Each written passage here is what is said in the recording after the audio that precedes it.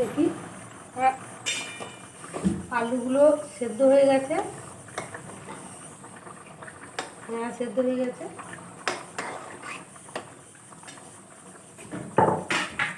এরপরে আমি এই যে বড়াগুলো আর ভাজা পটলগুলো দিয়ে দিলাম।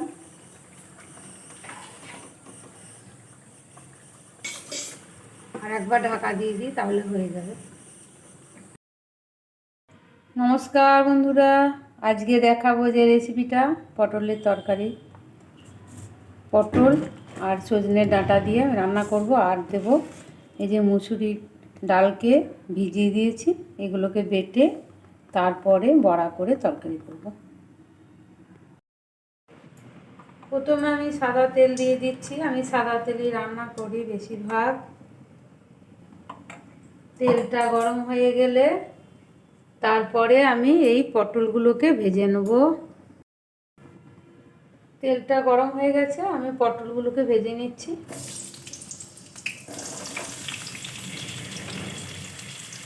আজকে রসুন পেঁয়াজ ছাড়াই রান্না করব পটলের তরকারিটা।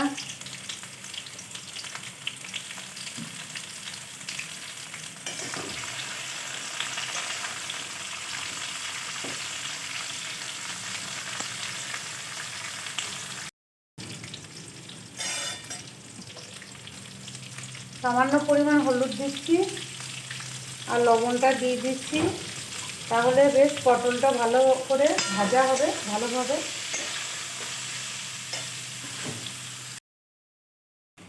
আমি এই যে মুসুরির ডালগুলোকে আমি পেস্ট করে নেব মিক্সিতে।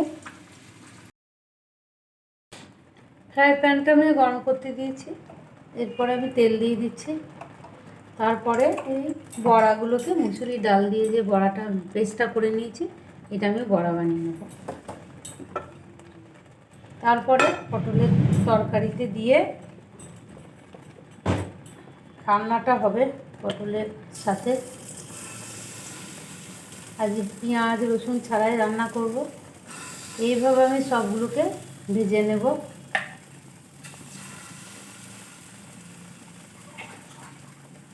নিরামিষ রান্না করলে এই বড়ি কিংবা বড়া দিয়ে খুবই ভালো হয়।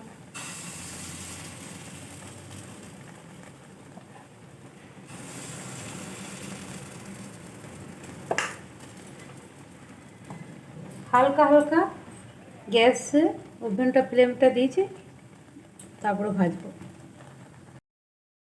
জিরে গুঁড়ো, আদা কুচি আর লঙ্কা আর 4টে এলাচ দিয়ে আমি পেস্ট করে নেবো মিক্সিতে।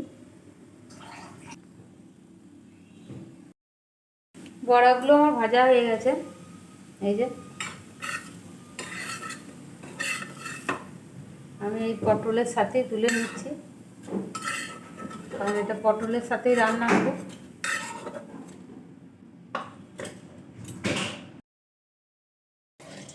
পটল ভাজার তেলটাতেই আমি রান্না করব। আমি প্রথমে এই যে তেজপাতা দিয়ে দিলাম আর এই ফোড়ন দিলাম।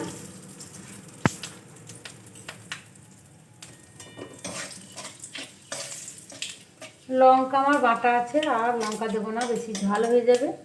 আর এই যে আলু ছাড়া তরকারি তো ভালোই হবে না, তাই আমি একটু আলু দিলাম। আলুগুলোকে আমি ভালোভাবে ভেজে নেব। একটুখানি হলুদ দিয়ে দিয়ে আমি ভেজে নিচ্ছি।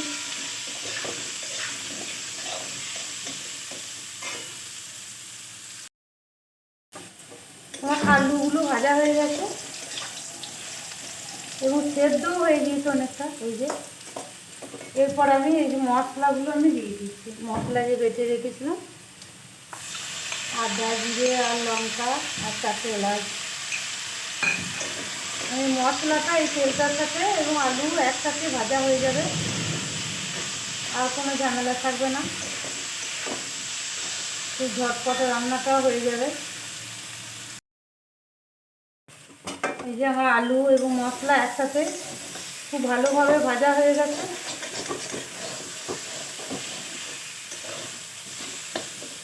এরপরে আমি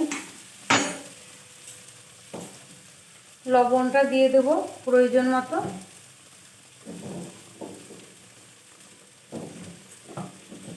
তারপর আমি জল দিয়ে দিচ্ছি।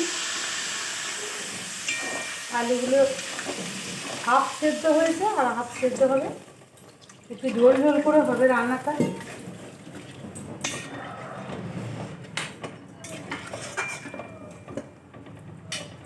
টেস্টের জন্য মানে স্বাদটার জন্য আমি 1 চামচ চিনি দিয়ে দিলাম।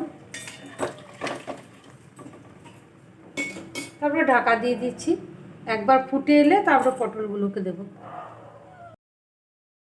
দেখি আমার রান্নাটা কত দূর হলো, হয়ে গেছে। এই যে আলুগুলো সেদ্ধ হয়ে গেছে, পটল তো ভাজাই হয়ে গেছে।